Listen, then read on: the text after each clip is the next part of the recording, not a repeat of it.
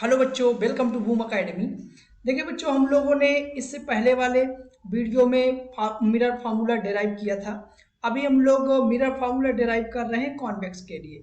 Concave का already हम लोग समझ चुके हैं। ठीक है, आइए कंटिन्यू करते हैं।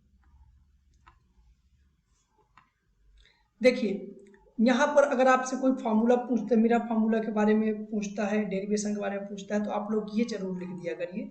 थोड़ी सी डिफिनीशन है, अच्छा लगता है पढ़ने में भी और साथ में ये आपके अंडरस्टैंडिंग को भी बयां करता है। The mirror formula is an equation that relates the object distance u, image distance v, focal length f of the spherical mirror. ठीक है, और इसके बाद फार्मूला, फिर इसके बाद ये f u v क्या है उसके बारे में बता दीजिए। आइए फर्दर आगे बढ़ता हूँ। देखिए, मैंने इसका डेरिवेशन ऑलरेडी इससे पहले वाले वीडियो में बता दिया है, तो मैं इसे बताने नहीं जा रहा हूँ। आप लोगों को एक बार रिकॉल करा रहा हूँ कि ये ऑलरेडी बताया जा चुका है। आगे कंटिन्यू करते हैं।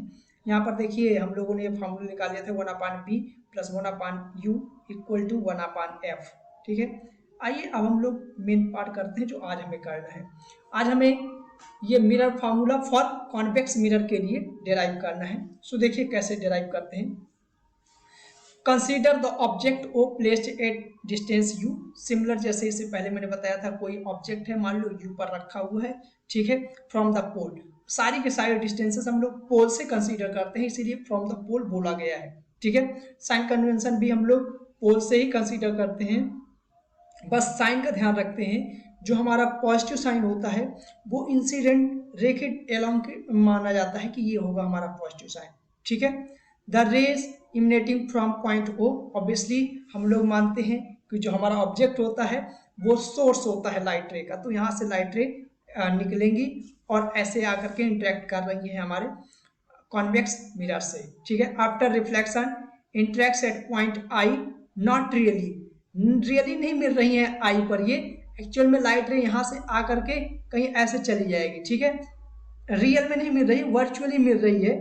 ठीक है, लाइट रे कैसे मिल रही है बेटा, वर्चुअली मिल रही है, तो इसीलिए लिखा है यहाँ पर नॉट रियली। ऐसे आएंगी, इंसिडेंट करेंगी और यहाँ से रिफ्लेक्ट कर जाएंगी ऐसे।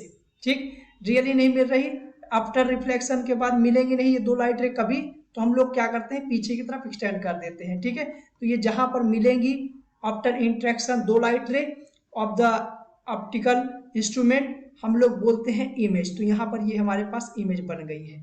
ठीक है, और ये जो लाइट रे इंसिडेंट कर रही है इस मिरर पे, लॉ ऑफ रिफ्लेक्शन फॉलो करेगी। यहाँ पर लॉ ऑफ रिफ्लेक्शन, रिफ्लेक्शन के लॉज ऑलरेडी आप लोग जानते होंगे। इंसिडेंट जो एंगल होता है वही रिफ्लेक्टेड एंगल होता है, तो इसीलिए देख लीजिए यहाँ पर थीटा थीटा दोनों इक्वल लिए गए हैं। ये जो है हमारे पास क्या है, ये नॉर्मल है। ये क्या है बेटा, नॉर्मल। ठीक है, ये नॉर्मल है, नॉर्मल से दोनों का एंगल क्या है, सिमिलर है। लॉज ऑफ रिफ्लेक्शन यहाँ पर फॉलो हो रहा है। ठीक, आइए इसके बाद हम लोग देखते हैं ये क्या बोला गया। It is a virtual image, obviously virtual है, रियल में लाइट रे नहीं मिल रही, जबरदस्ती हमने मिलाया हुआ है। And image distance from mirror is v, mirror से जो हमारा डिस्टेंस है वो क्या है, इमेज डिस्टेंस i है। ये इमेज मिरर की बजाय थोड़ी से फ्रॉम पोल लिखा होता तो ज्यादा अच्छा रहता, ये इसकी बजाय पोल लिखी, पोल। ठीक है, पोल से ये इमेज डिस्टेंस कितनी है हमारी, v है। ठीक है, c is the centre of curvature of the convex mirror, c जो है सेंटर ऑफ कर्वेचर है, इसीलिए इसे c से लिख दे रहे हैं। ठीक है, और इसका डिस्टेंस कैपिटल R हमें ऑलरेडी गिवन है। अब देखिए, हम लोग जैसे इससे पहले वाले में किए थे वैसे सिमिलरिटी यहाँ पर करना है। क्या करेंगे, अल्फा बीटा गामा में एक रिलेशन निकालेंगे। तो अल्फा बीटा गामा में रिलेशन निकालेंगे, ध्यान से देखो, ट्रियंगल ओ ए आई, ओ ए आई ट्रियंगल में आप लोग देखिए, जो मेरा ये वाला एंगल है ये क्या होगा, मेरा एक्सटीरियर एंगल होगा, नहीं होगा, इसलिए होगा। तो एक्सटीरियर एंगल की प्रॉपर्टी लगा दूं, alpha plus beta equal to क्या आ जाएगा, 2 थीटा। ये आपको बताना है कहां से, from property of definition of exterior angle. ठीक है, ये है। अब यहां ट्रायंगल हम लोग ए आई सी देख ले रहे हैं। ठीक है, तो इसमें देखेंगे, देखिए ये अगर मेरे पास बीटा है, और ये एंगल क्या होगा, ये एंगल ऑब्वियसली ये वाला एंगल होगा अल्टरनेट एंगल, तो ये थीटा हो जाएगा। तो यहाँ पर क्या आ जाएगा, बीटा इक्वल टू आ जाएगा थीटा प्लस गामा आ जाएगा। अब थीटा प्लस गामा के लिए हम लोग क्या करते हैं, इसे 2 से मल्टीप्लाई करा देते हैं और रिवर्स कर देते हैं, तो 2 theta plus 2 gamma equal to क्या हो जाएगा, 2 बीटा। इसे इक्वेशन बोल देते हैं हम लोग सेकेंड, इसे इक्वेशन बोल देते हैं फर्स्ट। इन इक्वेशन फर्स्ट और सेकेंड को हम लोग ऐड कर लेते हैं, और ऐड करने के बाद यहाँ से जो हमारे पास रिलेशन आएगा उसे निकाल लेते हैं, ठीक है। तो 1 प्लस 2 कर रहा हूँ मैं, जैसे 1 प्लस 2 करेंगे तो क्या आ जाएगा, देखिए ये साइड अल्फा, यहाँ लिख लेता हूँ, alpha plus beta plus 2 theta plus 2 gamma equal to 2 beta plus 2 theta. 2 theta cancel out हो जाएगा, यहाँ पर क्या बचेगा, और ये बीटा उधर चला जाएगा एक, तो एक बीटा बच जाएगा। Alpha plus 2 gamma equal to क्या आ जाएगा हमारे पास, बीटा, ठीक। इसे इक्वेशन बोलेंगे थर्ड, ये कौन सी होगी, थर्ड इक्वेशन। अब आइए आगे बढ़ते हैं, अल्फा बीटा गामा की वैल्यू निकाल लेते हैं, आसान सा है, इसमें लाकर पुट कर देंगे, हमारा डेरिवेशन हो जाएगा, ठीक है। तो अल्फा बीटा गामा की वैल्यू निकालने के लिए यहाँ पर मैं लगाऊंगा ट्रायंगल, लूंगा tan अल्फा निकालूंगा पहले, ठीक है, और tan अल्फा निकालते ही यहाँ से बीटा गामा निकाल लेंगे, ठीक। अब यहाँ ध्यान से एक चीज देखिए, अगर यहाँ पर ये आप लोग देखते हैं कर्व्ड मिरर है, मैं एक बार यहाँ पर ड्रा कर देता हूँ, कौन सा कलर चढ़ेगा, यहाँ पे डार्क ले लेता हूँ, ठीक है। यहाँ देखिए ये है हमारे पास मिरर का सरफेस, ठीक है, मिरर का सरफेस एक्चुअल में ये है, ठीक है। तो इसका जो पोल होगा वो यहाँ कहीं होगा, ये पॉइंट होगा हमारे पास P डैश, ठीक, ये क्या है P डैश, ये पोल है P, ठीक। तो यहाँ पर ये P और P डैश में थोड़ी सी डिस्टेंस होगा, लेकिन मैं एक अगर अजम्पशन मानता हूँ, वो अजम्पशन कौन सी, ये लाइट रे जो आ रही है जस्ट यहाँ प्रिंसिपल एक्सिस के पैरेलल आ रही है, जस्ट पैरेलल, ठीक। तो यहाँ देखिए अगर ये पैरेलल लाइट रे ये वाली मैं लेता हूँ, तो जो मेरा P और P डैश है वो एक ही जगह मिल जाएंगे, ठीक है। तो ये अजम्पशन बहुत इंपॉर्टेंट है, यही समझाना होता है और समझना भी होता है, टीचर को भी समझाना होता है, और खुद तुम समझोगे तभी तो समझा पाओगे, तभी ये पूरे नंबर मिलेंगे। ये हम लोग कौन सी लाइट है जो प्रिंसिपल एक्सिस के पास आती है, ये क्या होता है, प्रिंसिपल एक्सिस,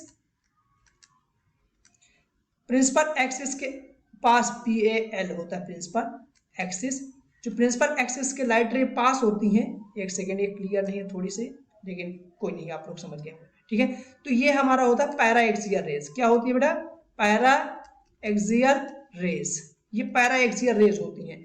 तो मैं ये एजम्पशन मानूंगा ये पैरा एक्सियल रेज हो, या हमारा ये जो अपर्चर है, अपर्चर क्या होता है, जो reflecting part of the mirror होता है वो बहुत छोटा हो जाए, या हमारा पैरा एक्सियल रेज हो, या अल्फा बीटा, ये जो अल्फा है, ये बीटा है, ये गामा है, टेंडिंग टू 0 हो जाए, तब भी तो भैया ये हमारे पास पॉइंट पास पास में आ जाएंगे, ठीक है। तो मैं एजम्पशन लिख रहा हूं, फॉर पैरा एक्सियल रेज और स्मॉल अपर्चर, अपर्चर क्या होता है, reflecting part of the, reflecting part of mirror जो होता है उसे हम लोग क्या बोलते हैं, अपर्चर बोलते हैं, ठीक है।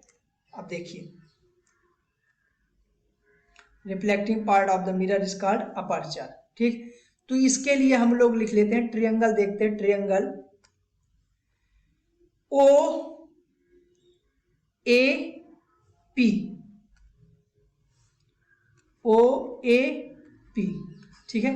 अब देखिए P और P डैश जो है जैसे स्मॉल अपर्चर लूंगा सेम हो जाएंगे, ठीक। तो मैं ये डायरेक्ट लिख सकता हूं, या OAP डैश और इसी को ट्रायंगल OAP बोल दे, दोनों सेम ही बात है, ठीक। स्मॉल अपर्चर के लिए कंडीशन लगाओगे तब सेम बात है, अदरवाइज नहीं है, ठीक है।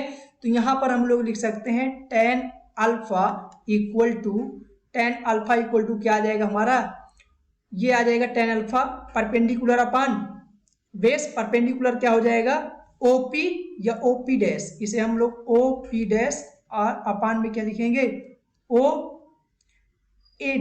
बोलेंगे, ए है जस्ट, ठीक है।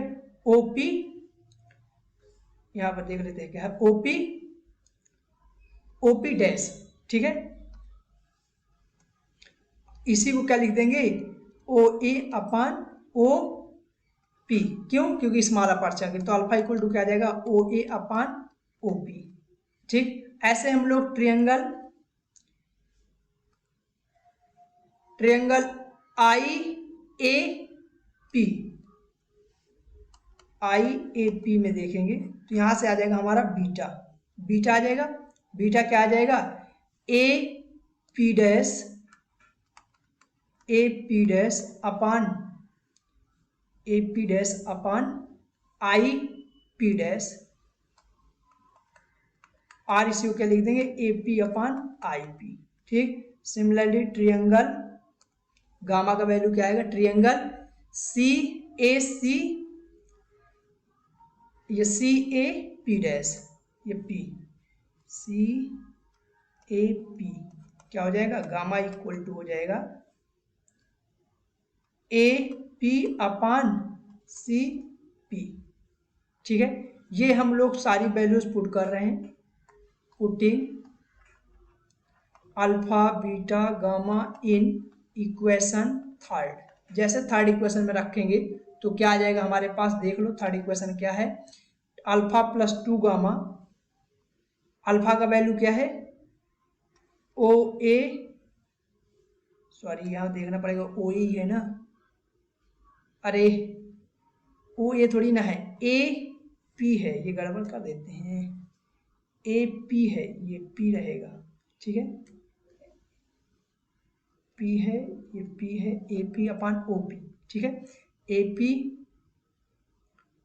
या P A upon O P plus 2 times gamma,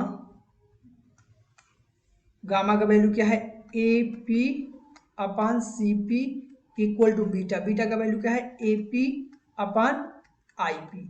देखिए A P A P A P, P I A P एक ही बात है, डिस्टेंस की बात है ना, इसीलिए वेक्टर नहीं है यहाँ पर, डिस्टेंस है तो आप कैसे भी लिख लीजिए चल जाएगा।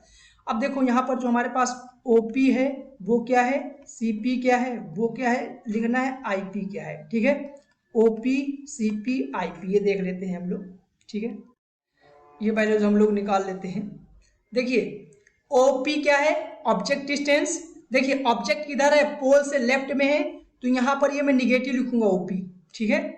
तो ओपी क्या होगा, माइनस यू, सीपी क्या होगा, सी और पी, सीपी क्या है आर, लेकिन ये इधर राइट साइड है तो प्लस आर होगा, ठीक है।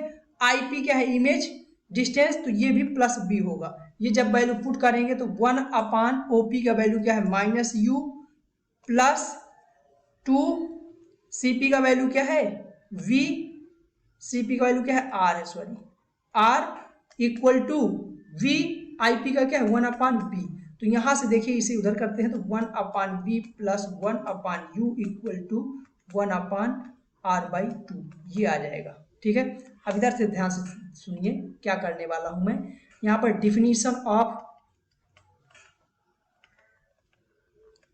फोकस, फोकस की डिफिनीशन क्या होती है, अगर कोई ऑब्जेक्ट इन्फिनिटी पर है, u इक्वल टू इन्फिनिटी, तो f कहाँ होगा, जो इमेज बनेगा वो कहाँ होगा r पर, b कहाँ बनेगा, इमेज r पर। तो ये वाला फॉर्मूला, ये चीजें मैं इस वाले पे एक्सप्रेशन पे लगा रहा हूँ, फोर्थ, इसे कुछ नाम देते हैं फोर्थ इक्वेशन, ठीक है, इस पे लगा दे रहे हैं। तो 1 अपान v कहाँ बनेगा, f u 1 अपान f हो जाएगा, प्लस 1 अपान u इन्फिनिटी पर हो जाएगा 1 अपान आर बाई 2, ठीक है। तो ये 0 हो जाएगा, एफ इक्वल टू क्या आ जाएगा हमारे पास आर बाई 2।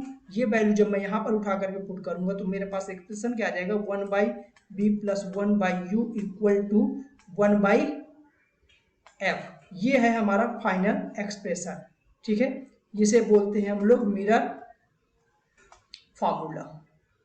चलिए आई थिंक आप लोग इसे क्लियरली समझ गए होंगे, और जो मैंने बोला है सारी चीज़ें यहाँ पर लिखेंगे। अगर ये सारी चीज़ें लिखते हैं तो आपको पूरे नंबर मिलेंगे, कोई नंबर काटने वाला नहीं है, बस आप लोगों को ऐसे लिख देना, लास्ट में लैंग्वेज से ही ख़त्म करना है कि मिरर फार्मूला है, ठीक है। इसके बाद अगर ये आपको अच्छा लगे तो आप सब्सक्राइब करिएगा, शेयर करिएगा, मिलते हैं नेक्स्ट वीडियो में। Thank you.